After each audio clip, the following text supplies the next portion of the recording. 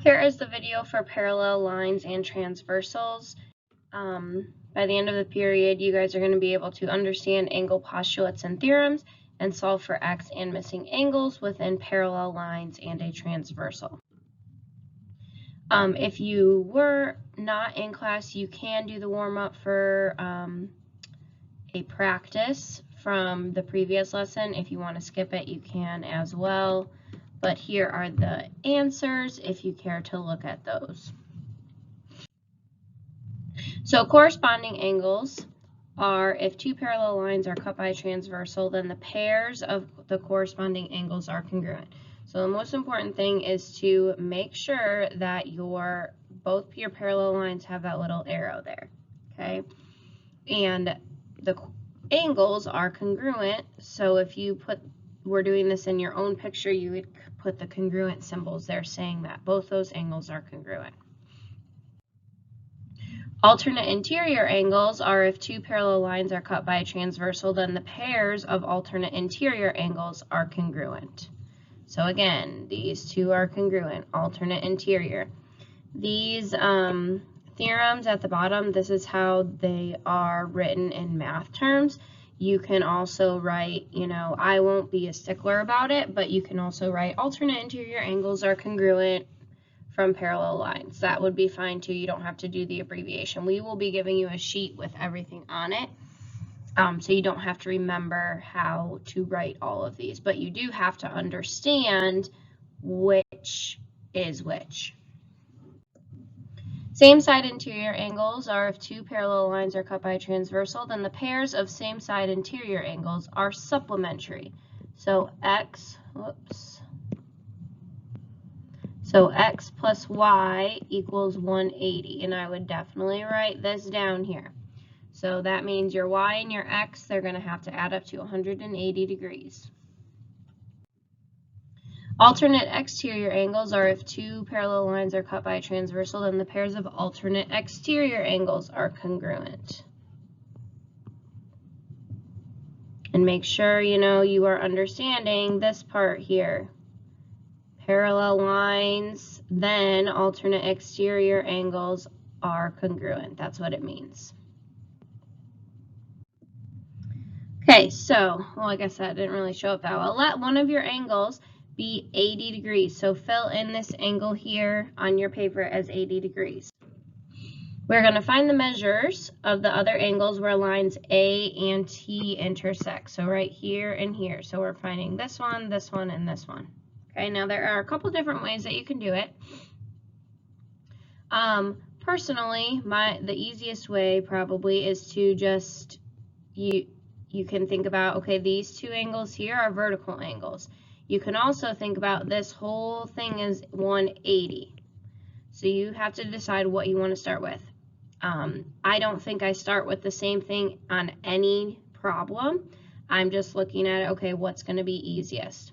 So the first step that I took when I was making this is that 80 plus what would give me 180. So this missing value here would be 100.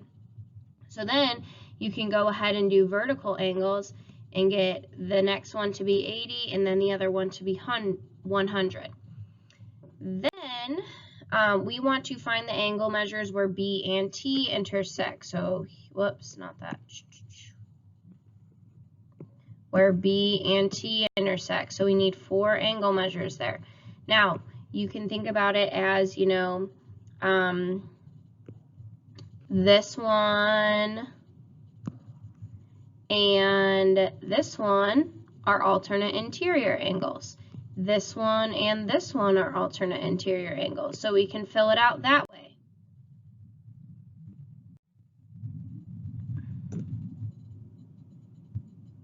So we did this one and this one. Those are alternate interior angles. This one and this one would also be alternate interior angles. You can also think about it as this one here and this one here would be alternate exterior angles. This same thing, this one would be alternate exterior with this one. You could also say that, okay, 80 and 80, those ones are vertical angles. So that's how I can also find the measure. There are multiple ways to find your answers here. It does not matter which one you choose or what order you choose to do it in. No order is better than the other. You just need to make sure that you're getting the right measures, obviously. Okay, so, oh yeah, that was example 1, sorry. Example 2 now, so we have 65 as the given measure. So I know that angle 1 would also be 65 because of vertical angles. Then you can also do, okay, angle 7, angle 1, and angle 4 are all going to be the same. 65 and 7, this one and this one, are going to be alternate interior angles. 65 and 4 are corresponding, or 7 and 4 are vertical angles. So that's how we can find all of those. Then we need to find the other missing angles. So in order to find 2 and 3, 6 and 5, we would need to do some subtraction here because I know this whole thing is 180. So I'm going to have to do 180 minus 65 to get 115. 3 and 2 are vertical angles, and then 2 and 6 are alternate interior angles, and then 6 and 5 are vertical angles.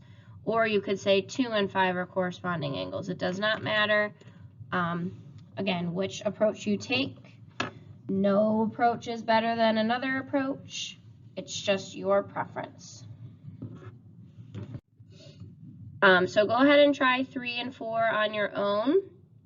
You can pause this and then I will go over the answers. So for example 3, they did, this one is 51. That is way too dark, can't see it. So if this one's 51, this one here, angle 5, is a corresponding angle. Then 5 and 4 are vertical angles.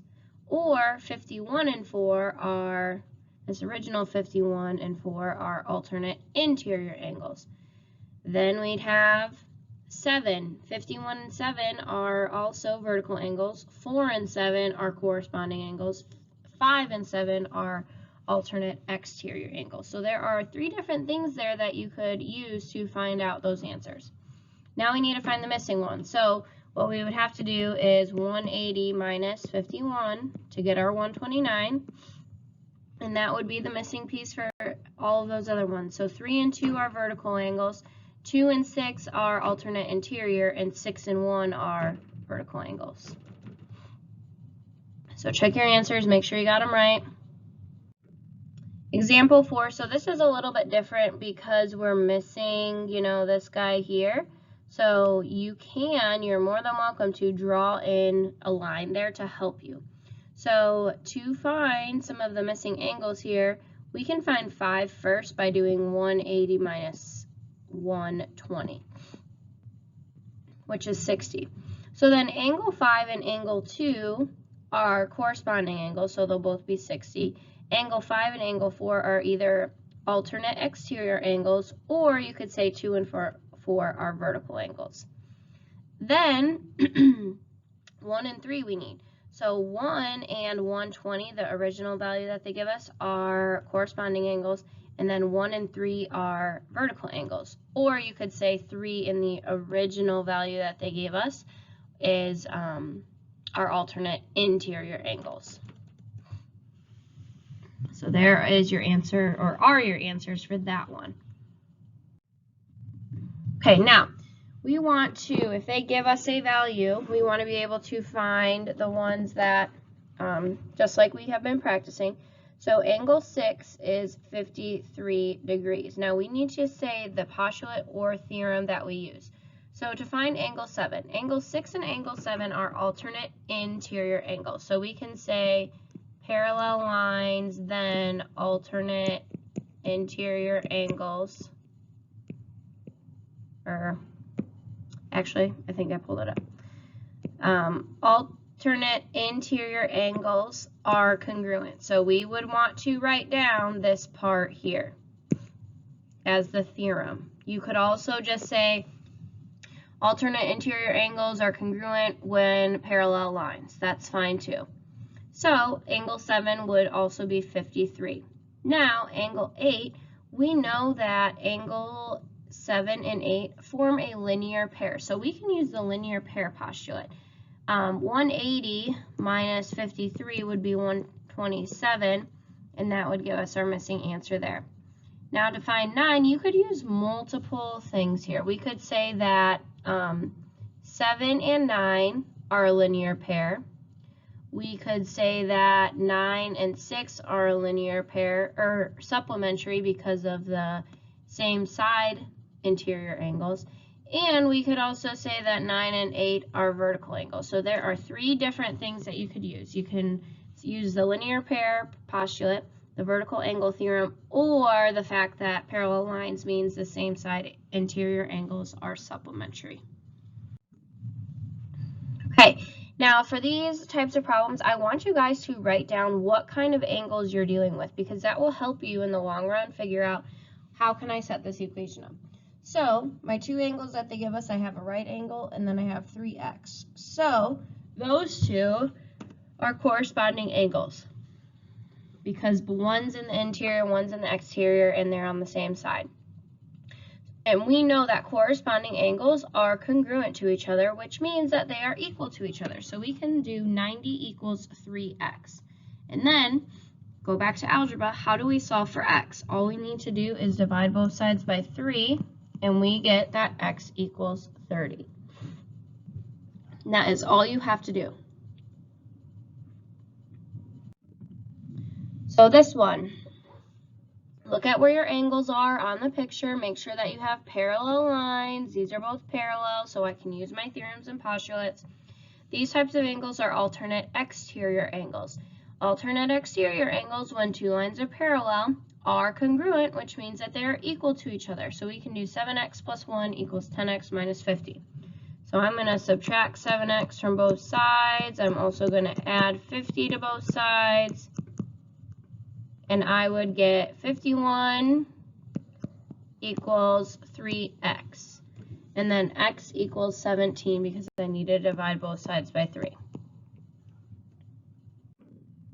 So if you want to go ahead and try the next 6 problems, pause your video and go ahead and try them. I'm just going to run through these quick.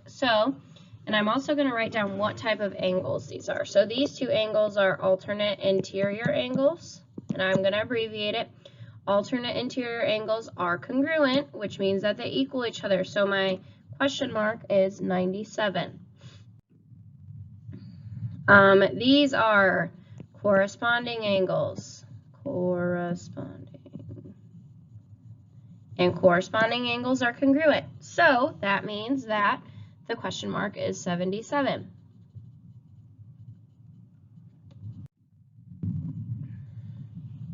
These 2 angles are same side interior. And I don't care how you abbreviate it, but just make sure that I understand what you're trying to say.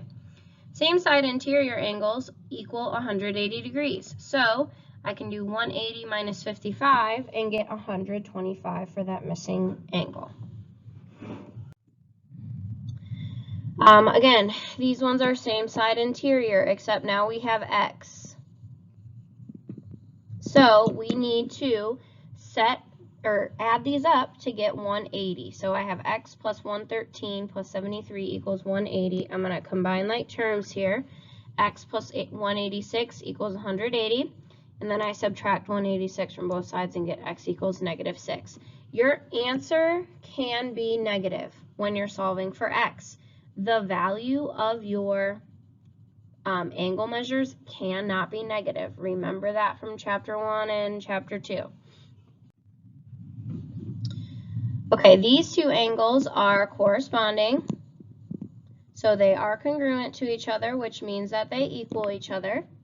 Again, I would write this stuff down for each question so that I can understand where you're getting your answers from.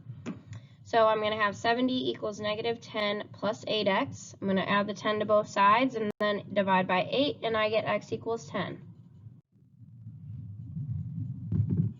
These 2 are alternate exterior angles, which means that they are congruent to each other, so I can set them equal to each other.